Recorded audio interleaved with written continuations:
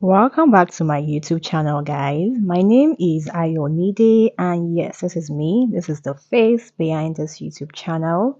In today's tutorial, I will be sharing how I made this lovely, beautiful blouse. For those of you that are conversant with my channel, this was what I wore for my birthday some weeks ago, and I recorded the entire process. So I'm going to be sharing with you how I made this beautiful blouse. If this is something you want to learn, then this video is for you. If you haven't subscribed, kindly click on the subscribe button and let us dive right into this video. For this blouse, I made use of this crepe material. What color should I call this? Is it blush pink or peach? But I love the color the moment I saw it in the market and I knew this was what I wanted to use. On my pattern paper, I have gone ahead to mark out some lines. This first line is the chest line and it cuts across both the front and the back. The line beneath is the bust. I have the under bust line and I have the waistline beneath that line. So that line right there is the waistline for the front. And I have the hip line right here and I have the full length of my blouse. So this line beneath the hip line is the full length of my blouse and the full length is about 28 inches. I wanted it to be beneath the hip line. So moving on to drafting my patterns properly, first I will be marking half of my shoulder measurement right there and I'm using 3 inches for the neck width. I'm also coming down by 1 inch to create my shoulder slant right there. Next, I will be placing half of my shoulder width again so that I can get my armhole line. I would also place a quarter of my bust measurement right on the chest line. So guys, before proceeding, I forgot to mention that I have 1 inch right here and this 1 inch would be an overlapping allowance and that's because the front is overlapping each other. I'm sorry I forgot to mention that before proceeding to placing my measurements. So now let us continue. On the waistline, I'm placing a quarter of my waist measurement plus 1 inch dart allowance. On the hip line, I'm placing a quarter of my hip measurement, which is what I have right there. I'll connect all of these points together.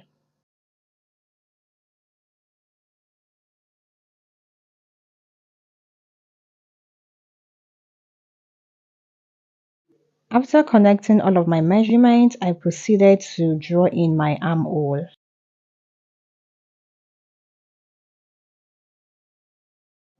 After that, I proceeded to draw in my waist dart. While placing my measurements, I included 1 inch as my waist dart allowance.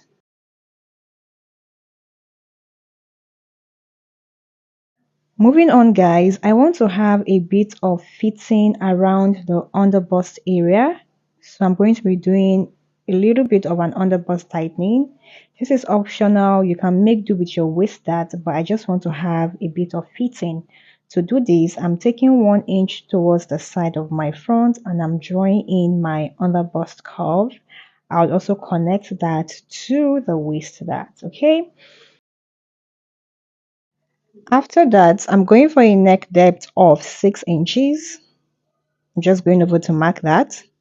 I would rule it across. Next, I would mark my shoulder width of 3 inches. Next, I further deepen my neck depth by marking 7 inches below, or 7.5 inches rather, and I created a slanted line from the armhole to that 7.5 inch that I marked. On that new line, I'm going to be marking 3 inches and connect it to the 3 inches that I have on the shoulder slants. So for this blouse, I am settling for a Queen Anne neckline and that will be the yoke for this blouse. I want to do a bit of tightening around that side to prevent gaping. What I'll do is extend the dart line to the new line I just drew and take in about 3/4 of an inch towards the both sides of the line and we connect it back to my dart. This would help eliminate any gaping around that area. Also, I'll be dropping that part of the shoulder slant by half an inch just to prevent gaping. that part would be taken out. If you look at the blouse as I displayed on the screen, you would realize that one part is longer than the other part. So now let us create the longer part. For this, I am marking 5 inches beneath the actual full length, and I'll draw a line.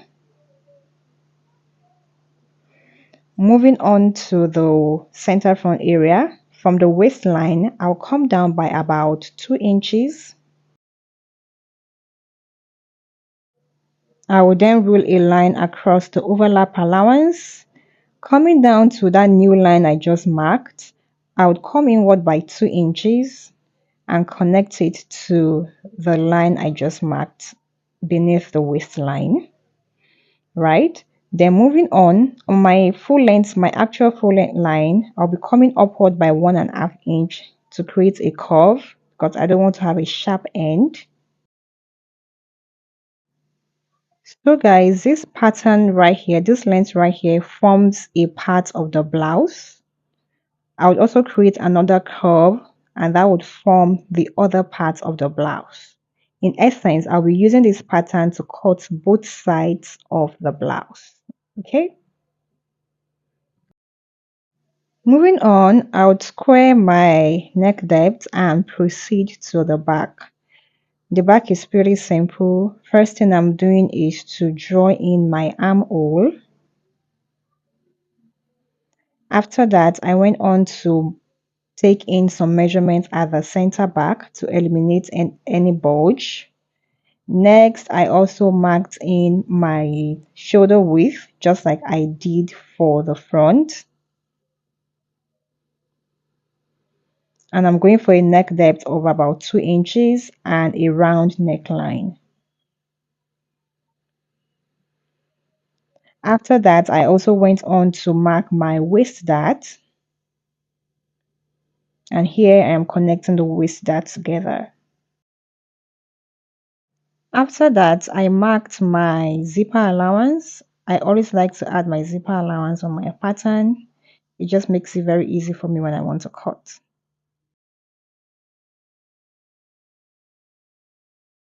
Just like I did for the front, I would mark 1.5 inch above the length and create a curve in this manner.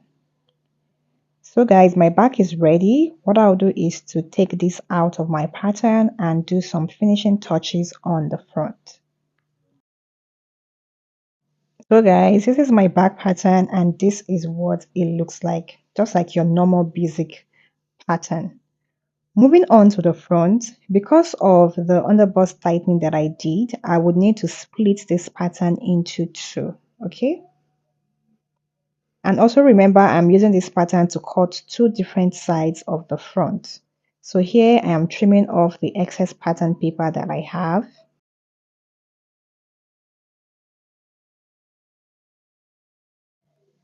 Before I go ahead and split, I realize I have not marked my bust dart, and that is 1 inch. So I'm just marking it right there and I'll connect it to my bust point. And then I proceeded to close on the dart. So for me to close this dart, I will need to take out one dart and close my bust dart effectively. After closing the bust dart, I also took out my yoke. Remember, we have a yoke for the front. So here I'm taking out the yoke and I'll label it as the front yoke. Then I'll close my dart properly. So guys, you know I said I'm using this pattern to cut two sides of my fabric. This is the longer part and this right here is the shorter part. I'm using this blue marker right here to highlight the shorter part. So this one is the shorter part and this is the longer part. So I'm going to be splitting this pattern into two and I will be cutting out the longer part first of all. Once I'm done cutting out the longer part, I will then trim off the excess and cut out the shorter parts. This is what my front pattern is looking like. This is the shorter part and the other one is the longer part. So guys, I have cut out on my fabric and I only cut out the longer part first of all. What I'll do next is to trim off the excess and then use the remaining pattern paper to cut out the shorter part. Another alternative is to cut this at once, cut the both of them together at once with the longer part, and then trim off your pattern and use the trimmed pattern to now take off the excess on one part of the fabric. But I just decided to do this one-on-one. So here I am cutting out the shorter part of the front, and I'm adding all of my necessary seam allowances on the fabric, after which I proceeded to cut this out. I am also creating notches on the fabric to enable easy sewing. I am done cutting out, and here I have all of my fabric pieces. This is the front laid out. You can see that one part is longer than the other part. So this is the longer part, the one that extends beneath the actual length, and this is the part that carries the actual length. For my yoke, I want to have a bit of alteration for the yoke. This was entirely unplanned. So this is me taking out some measurements from the yoke just to make it slightly curved. You can choose not to do this. So after that, I went on to cut out my yoke and also ensured I add all of my necessary seam allowances. This is also the back pattern that I have cut out. You can see I also ironed in the dart allowance to enable easy sewing on my sewing machine. So to proceed with the sewing, the first thing I'll do is to take out my dart on the back. I'll also be joining my front fabric pieces together too. I ironed interfacing on the bust area to just give it a bit of enhancement. Let me also mention that I'm also using a lining for this blouse too. So I'll join all of the pieces together on both the main fabric and also the lining. For my yoke right here, you can see I have the yoke cut out on the main fabric and the lining, and I also interface. So what I'll do is to place the lining on the fabric and sew along the part that sits into the neckline, leaving the shoulder slant and the armhole unsewn. I am done with the process I just illustrated. I've gone ahead to sew in the darts I have at the back. I did likewise for the lining, as you can see. Moving on, I'll be sewing down the lining and the main fabric together. Sew it a little bit along the zipper area, along the neckline, along the hem, and also along the sides, leaving the shoulder and the armhole. I will also repeat likewise for the other side of the back. As for the front, this is what I have. You can see how a little bit enhanced the bust area is. This is my yoke also. I've stitched down the yoke with the lining. This is how it will be positioned. And I have my lining right here that I will use to turn the main fabric. So I will be sandwiching the yoke in between the main fabric and the lining, and I'll sew it down all across. After sewing, guys, this is what I have. So I've placed my both front fabric pieces together. I just overlap it with my pin. This is how it is going to be positioned. I have also stitched down my yoke. So this is what the front is looking like. And this is what my back is looking like. For the back, I'll just go ahead and fix my zipper along the center back. And for the front, I want to have like a fox pocket. It's not really a real pocket along the waist area. And for this, I've cut out what I'll be using. I have the flap and the fabric I'll be using to create a pleat. I'm using a contrasting fabric, and I decided to use a navy blue color.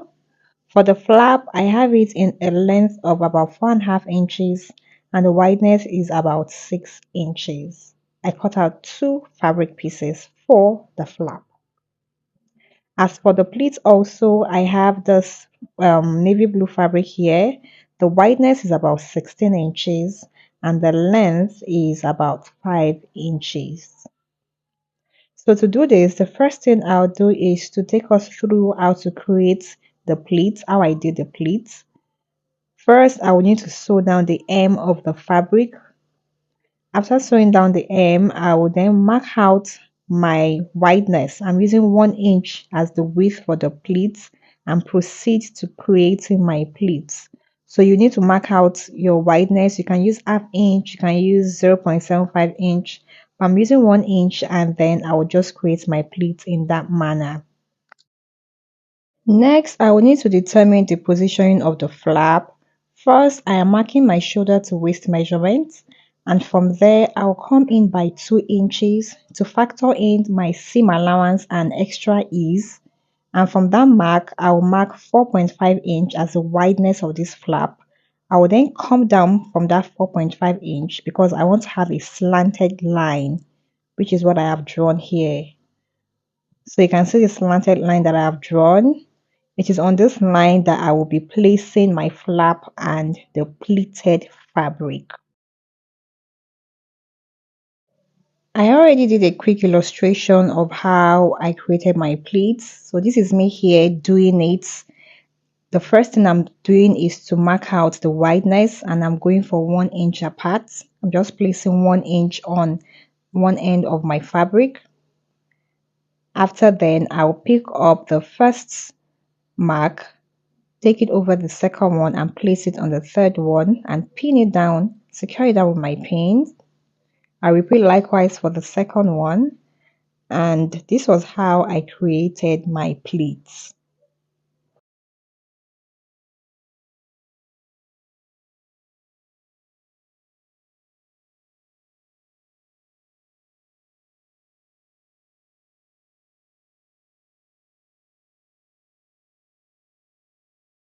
After creating my pleats, this is what it looks like. You need to give it a really good press.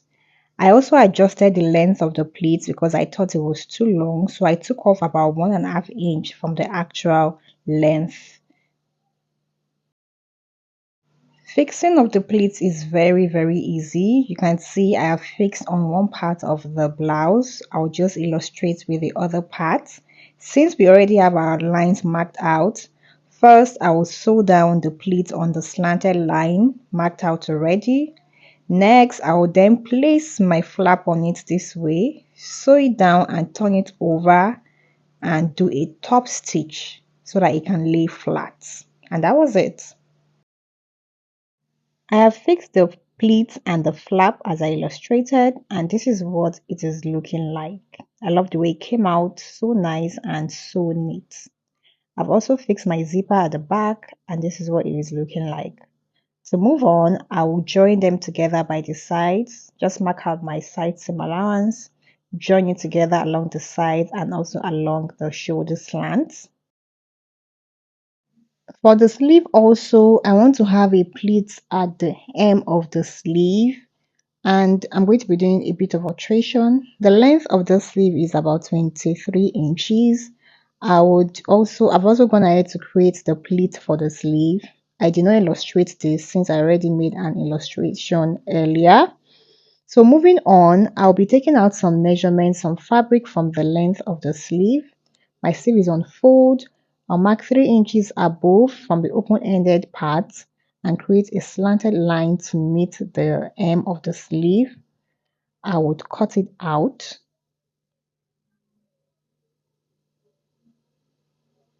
After cutting it out, this is what my sleeve is looking like. It has a sharp ended point. Next, I'll be placing the sleeve on the pleated fabric, making sure that the length of the pleated fabric on one side is equal to the length of the pleated fabric on the other side. I'm just making sure that I have equal length. After that, I'll just proceed to my sewing machine and stitch this down. After stitching, I'll be taking off every excess pleated fabric that I have. I'm done stitching and this is what I have. So first thing first, I'm eliminating every excess fabric that I have. I'll create a notch at that center point to enable easy turning. Remove every pin that I have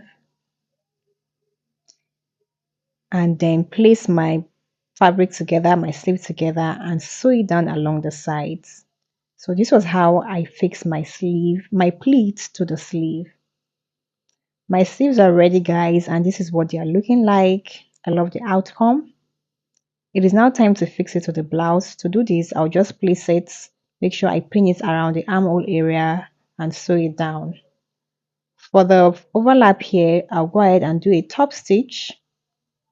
In addition to that, I have made cover buttons with my navy blue fabric. I'll just untack it down and my blouse is ready. This is the final outcome of my blouse. I love the way it came out. I love the pleated area, the flap and the pleated area. If you found this tutorial helpful, please give it a huge thumbs up. If you haven't subscribed, kindly click on the subscribe button and I'll see you guys in the next tutorial. Goodbye and stay blessed.